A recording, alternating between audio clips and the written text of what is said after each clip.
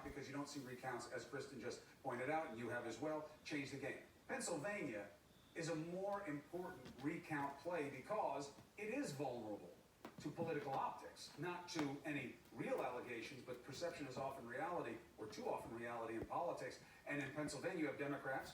Trump identified it early on for his Fugazi fraud theory, and they have those ballots that they extended 3 days to accept as long as marked by Election Day. That's been part of the court battle there involving the Attorney General. And if he can get out of automatic recount range there, then it would make it harder for the president to press the case falsely in Pennsylvania. Fair analysis? Fair analysis. Yeah, Good. no question about it. Make better points. No, I agree with all of that. It pains me to say that. You know, I don't want to. I don't know why. Something about my face.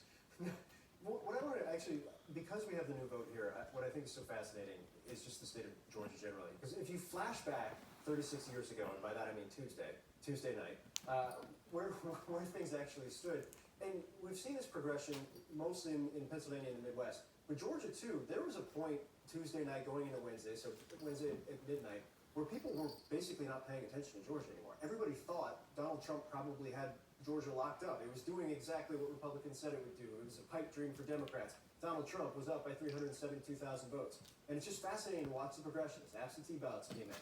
It just started to drop. By Wednesday, it's down to 103,000.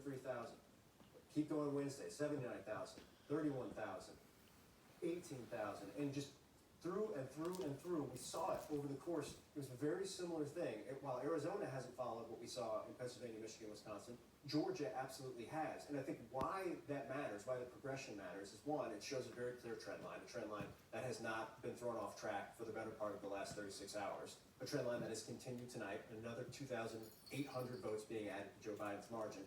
And what does that mean going forward with the outstanding vote, given how small the universe of that vote actually is? It looks like Joe Biden is very much on track. Yes, Harry? Thank you, Phil. Look, I think what is so interesting about all of this is, before the election, we were warning viewers, right, especially in the northern battleground states, it's going to take some time. Those mail votes are going to come in, last, and don't be surprised if Biden moves the margin in his direction. Even in a state like Georgia, those of us who have been watching Georgia politics for a long time know places like Fulton County have oftentimes taken a long time to count their votes.